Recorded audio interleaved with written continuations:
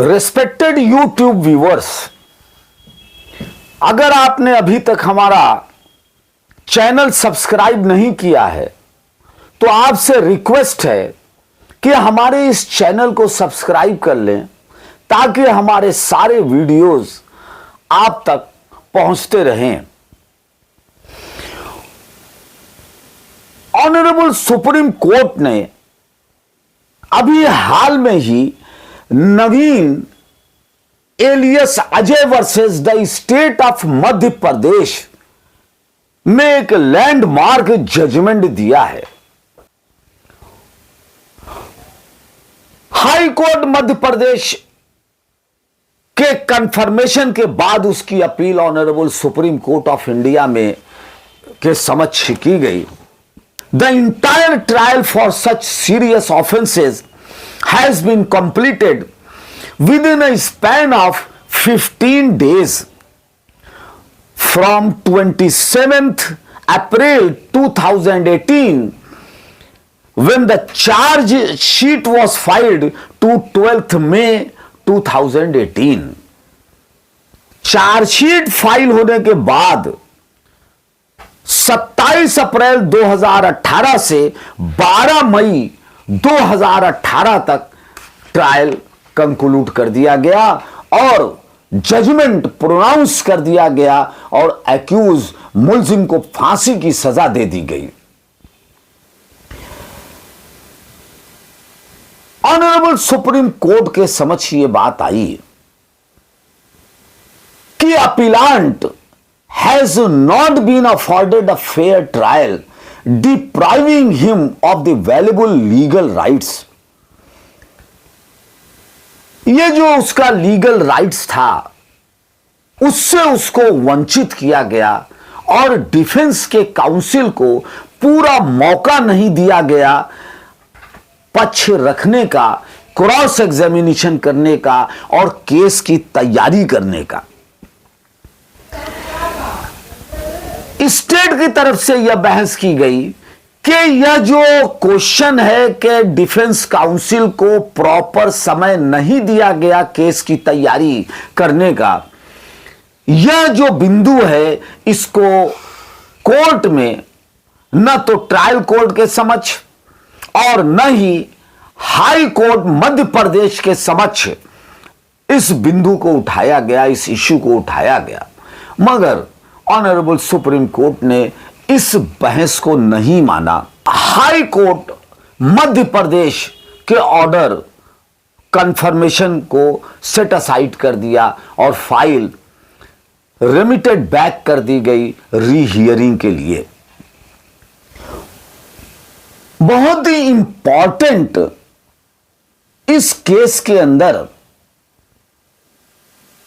इस बात को रखना आवश्यक हो जाता है कि जो ऑर्डर शीट इस ट्रायल की थी 27 अप्रैल 2018 चार्जशीट फाइल्ड, 27 अप्रैल 2018 को चार्जशीट फाइल हुई, कॉग्निजेंस लिया गया, संज्ञान लिया गया।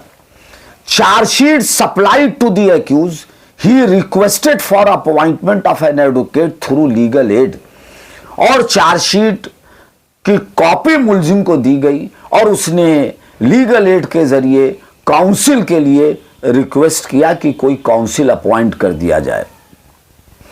उसी दिन advocate from legal aid appointed on the same day और उसी दिन एमिकस क्यूरी एडवोकेट को लीगल एड के जरिए अपॉइंट कर दिया गया।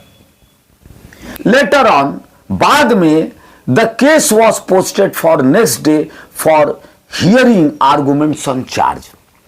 तो एक ही दिन में 27/4/2018 को चार्जशीट फाइल होती है, उसी दिन संज्ञान लिया जाता है, उसी दिन कॉपी सप्लाई कर दी जाती है मुलजिम को और उसी दिन लीगल एड के जरिए अधिवक्ता की नियुक्ति कर दी जाती है और चार्ज पर बहस करने के लिए अगले दिन नेक्स्ट डेट फिक्स कर दी जाती है। Next date 28/4/2018, 28 April 2018, arguments on charge heard, charges frame. उसी दिन, उसी दिन 28/4/2018 को चार्ज पर बहस होती है और डिस्चार्ज नहीं किया जाता और चार्ज फ्रेम कर दिया जाता है। और उसी दिन मुलजिम से यह कहा जाता है, अधिवक्ता से, कि जो डॉक्यूमेंट्स हैं उसको 294 सीआरपीसी के तहत कौन कौन से डॉक्यूमेंट्स है जिसको वह एडमिट कर रहा है। District public prosecution officer was directed to submit trial programme today itself. और जो अधिवक्ता उस मुलजिम के थे उसने 294 सीआरपीसी के तहत पेपर्स को एडमिट करने से इनकार कर दिया और डेट एविडेंस के लिए 1 मई 2018 की फिक्स कर दी गई। 27 अप्रैल, 28 अप्रैल, 1 मई 2018। 4 witnesses examined, PWs number 1 to 4 witnesses examined. The prosecution was directed to keep its remaining witnesses present और witnesses को समन भी नहीं इशू किया गया, गवाह को सम्मन भी कोर्ट द्वारा नहीं इशू किया। इतनी जल्दीबाजी थी ट्रायल समाप्त करने की कि गवाहों को समन भी नहीं किया गया और पब्लिक प्रोसिक्यूटर को यह कह दिया गया कि आप गवाह प्रोवाइड कीजिए और उसे प्रेजेंट कीजिए। 1/5/2018 के बाद नेक्स्ट डेट 2/5/18 की फिक्स की गई। 2/5/18 को PWs 5 to 10 examined, 5 to 10 examine कर दिए गए एक ही दिन 2/5/2018 को। और प्रोसिक्यूशन को यह डायरेक्ट किया गया कि रिमेनिंग जो विटनेसेस हैं उनको प्रेजेंट किया जाए, मगर जो रिमेनिंग विटनेसेस हैं उनको भी सम्मन नहीं दिया गया, कोई सम्मन नहीं भेजा गया। 2/5/2018 के बाद नेक्स्ट डेट 3/5/18 अगले दिन फिक्स कर दी गई और 11 to 15 witnesses, from 11 to 15 witnesses examine कर दिए गए। 2 विटनेसेस को डिस्चार्ज कर दिया गया और प्रोसिक्यूशन को यह डायरेक्ट किया गया कि बाकी जो विटनेसेस हैं उनको प्रेजेंट किया जाए। उन विटनेसेस को भी कोर्ट द्वारा सम्मन नहीं किया गया। अगले दिन 4/5/2018 की फिर डेट फिक्स कर दी गई और उस दिन अगले दिन ही PWs नंबर 16 to 20 एग्जामिन कर दिए गए। The prosecution was directed to keep its remaining witnesses present through summons tomorrow. और 4/5 को ये सब डॉक्यूमेंट्स पत्रावली पर रखे गए और प्रोसिक्यूशन को यह डायरेक्शन दे दिया गया कि जो भी रिमेनिंग विटनेसेस हैं उनको तलब कर लिया जाए और सम्मन उनको कर दिया जाए। अगले दिन यानी 4/5/18 के बाद अगले दिन की डेट 5/5/18 5 मई 2018 फिक्स कर दी गई। Day to day witnesses, 5 witnesses, 4 witnesses एक साथ एग्जामिन किए जा रहे हैं। 5/5/2018 को PWs नंबर 21 to 25 एग्जामिन्ड। उस दिन भी PWs 21, 22, 3, 4, 5 विटनेसेस उस दिन भी एग्जामिन किए गए 5/5/2018 को। रिमेनिंग विटनेस के लिए डायरेक्ट किया गया प्रोसिक्यूशन को और समन किया गया कि जो भी रिमेनिंग विटनेसेस हैं वो आए। 8/5/2018 को PW numbers 27 to 29 examined.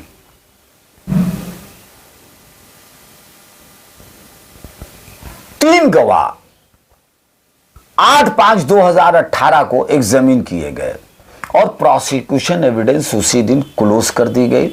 The case was posted for accused examination under section 313 CRPC tomorrow.